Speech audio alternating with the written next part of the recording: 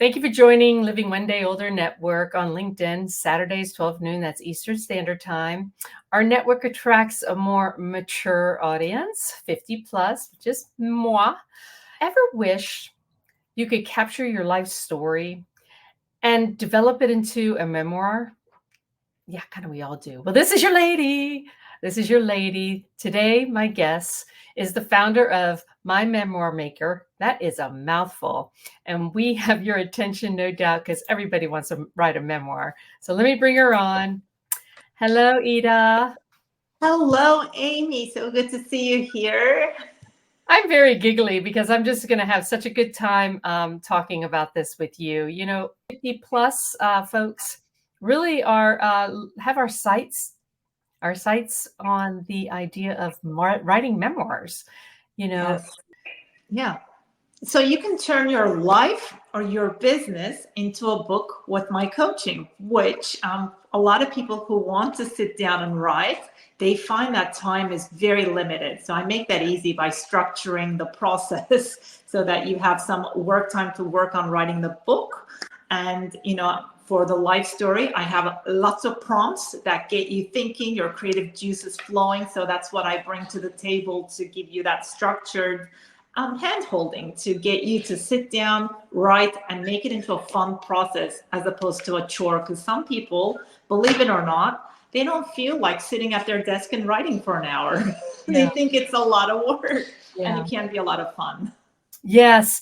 It's sort of like getting somebody to get out into the community. Like, come on, come out with me. And it's like, oh, it's just not comfortable out there. And then they get to have this great experience once they engage with other people and they get out of their comfort zone. So that's Absolutely. I developed all these like fun little ways to coach and coax people into getting the good stuff out of them. now. Do you do this with a how long is your sessions with your clients? Like, Yeah, so Right Club is 1 hour session. And in that hour, you set an intention. If you're working on something specific, just say, look, I'm working on chapter 2, which is, reflecting on my young adulthood. And then everybody sort of quickly says what they intend to do. And then we sit down, we get down to it, and we, click away, type away, write away for about 45 minutes. And then, we close off by saying, hey, that was really great. Or, gee, I felt really stuck. I think I need to do something that's going to inspire me this week. So next week I can get into it and, have my creative juices flowing a bit better. I'm going to share something.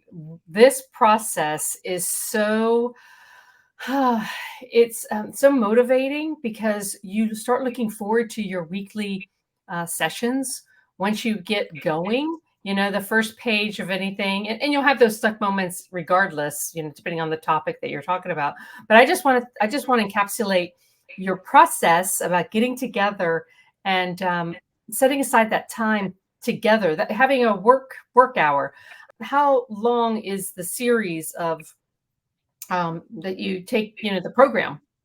Yeah, so it depends on what you're working on. If it's a life story, then I do have it divided into 12 sections. So, that's 12 weeks. So in 12 weeks time, you should have your life story written out and ready to be edited. So that's the idea.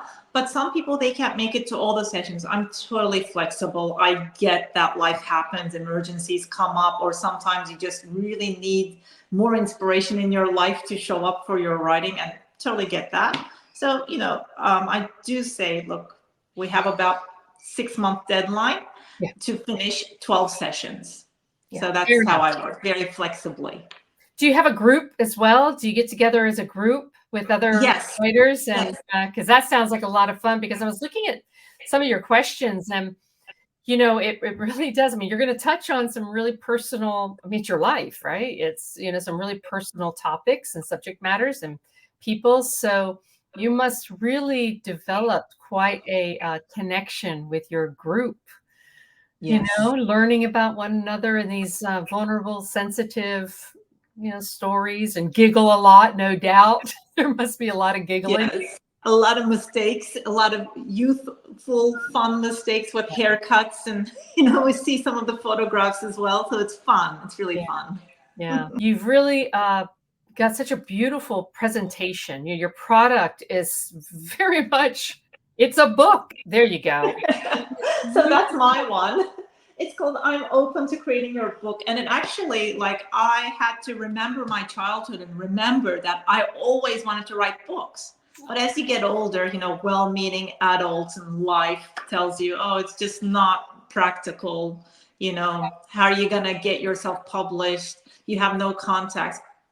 And in reality, all you have to do to be a writer is to just sit down and write, and don't get any of these critical thoughts get in the way and block you. Oh, they certainly do. They certainly do. What is it? They say, write a page a day. Yeah. Is that a rule of, that am I just making that up? I thought I've heard. Write a page of rubbish a day. Just let it be rubbish. Some days, like I have a journaling practice as well. And in the morning, literally what I'm doing is give myself permission to write crap. And then when I have got that crap out of the way, some really interesting, deeper thoughts start to come out as well. So just gotta trust it. No, Good stuff is in there too. You are 1,000% correct on this. And my son had mentioned to me that he wanted to start writing some poetry, and I gave him poetry books. I said, just start reading, because you can find the rhythm. I gave him like 3 of them. Just go through some of these, and then you start to find your rhythm of poetry just by being inspired. Basically, it's being inspired. Exactly. Yeah. And also keeping in mind that what you see published out on those pages, that was not the first take. There were many, many, many, many drafts. So it takes a while for it to get that polished. So be patient. Yes, be patient. And the thing is, there's always seems to be that one person in the family that knows the family stories. We have my cousin Al. He's hey Al, love your stuff. He's not on here, but he has the family stories, and my other cousin Diana, who has all of the photographs of my aunts and uncles and the friends and the good family friends that we were like family together, because our mothers were best friends. Oh, so nice. So many photos, but not everybody has those family members, because there's different dynamics and different things, obviously. But there's an opportunity to tell some old family stories too that might get lost. I mean, the 20th century, some of them are the 19th century, right? And some of them older than that, depending on what neck of the woods we're in and who can remember that far back. But preserving. Yeah. So we just have to trust, like in my family, I looked around and there was nobody who was wanting to preserve the story. So I was like, well, it has to be a job for me then. Like I have to step up and be that person, because I'm interested in preserving these stories. And also some of these recipes, family traditional recipes and things like that. Like I feel like they have to be passed on.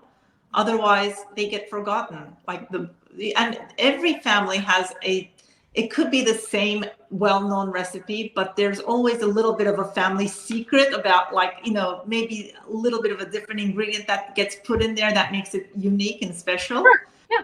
So, and I remember my mom's soups, and she puts a lot of spices, and she's very random with it. And then I say, look, a pinch, a dash, don't worry about the measurements. That's our recipe. You're not baking.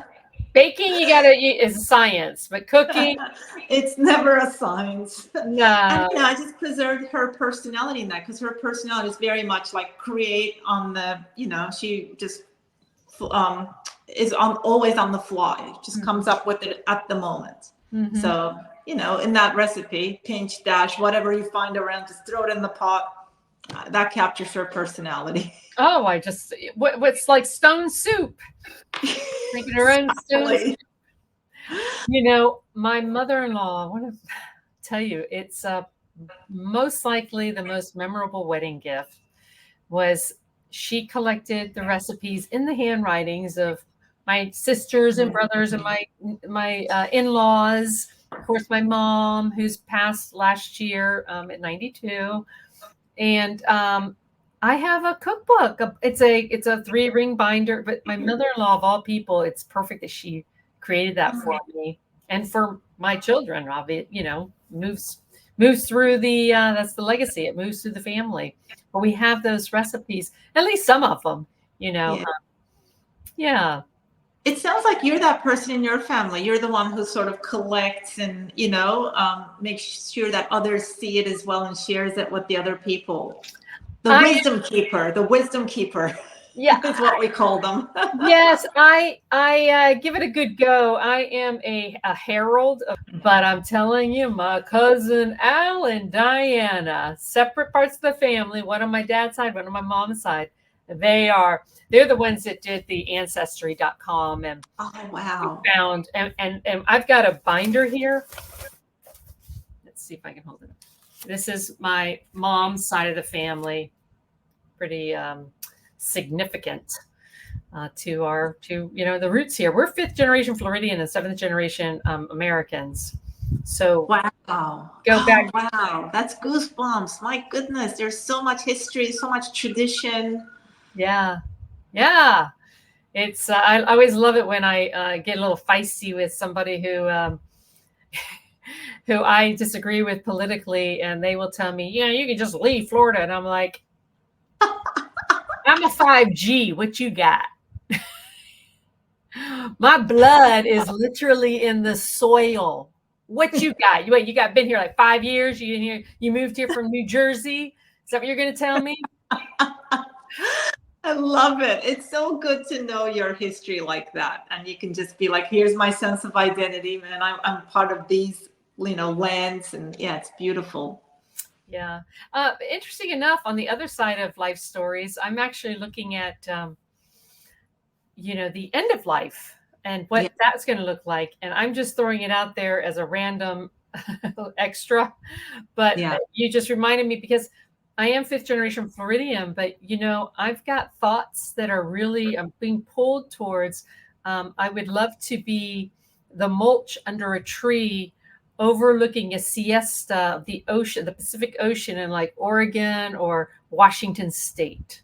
Interesting. Yeah. And this summer I'm going to Washington State. Do you remember that the movie Sleepless in Seattle? Yeah. Well, I'm doing 60 in Seattle. So I'll get an opportunity to check out that area. I've never been to the San Juan Island. It's been a long time since I've been to Washington, so I'm looking forward to it. But I just, your name sounds very, and I was curious about its origin. It sounds like you've got a Viking name. And that's interesting. Yeah. It's interesting you say that, because Eda, which is how you pronounce my name in Turkish, it's actually a Nordic goddess who is the guardian of wealth and time. So I don't know if I'm good with wealth and time, but I try to be better organized every day. I didn't start out a good organizer. Trust me. I was terrible with those things, with time and money. I was so bad with them, but it's a process. You said money just then, but before it was wealth and time. Well, yeah, wealth. And what you're preserving is a wealth of history. That's and you're talking about the time. Culture is wealth, isn't it? Yes. So you're right in line with your Nordic goddess. There we go. Yeah. Congratulations. It's your destiny, your fate. You're living your destiny. I don't know. I'm not sure. And here's the scary thing. My birthday, 2nd of November, that's Day of the Dead on the Northern Hemisphere. Oh. And I always felt a bit of a connection with the deceased in my family. I feel a lot of them were misunderstood because our family dynamics, people did not stay together. Like there was a lot of separation, a lot of fragmentation, articulate themselves and just kind of communicate a bit more with words, because I think we can all agree that words are pretty powerful. And some people are just not as verbal as others for whatever reason. And I try to get those words out. Yeah, well, that's very noble of you, for sure. And you're the peacemaker as well throughout all this. And so Yeah. kudos to you. Those are really great missions to take on in life, giving your family that gift. Absolutely. And I like going back to wealth and success. I feel like families that have managed to stay together over generations, where the siblings really enjoy each other, they can work together, they can come together. I feel like that is wealth. That is great. I think that's success. Yeah, my family has all most of them. Let me back up. Many persons in my family are in the medical field and nurses, and now we have a couple of doctors. So there's a lot of that dialogue going on at gatherings, and health is kind of where we're all. It's the center of Health is where wealth, everything. isn't it? Health Like, and wealth. it's wealth. Yes, so we have a lot of support with health in my family. And Very good. I kept my mother going strong until 92, because a lot of things could have been missed. Yeah.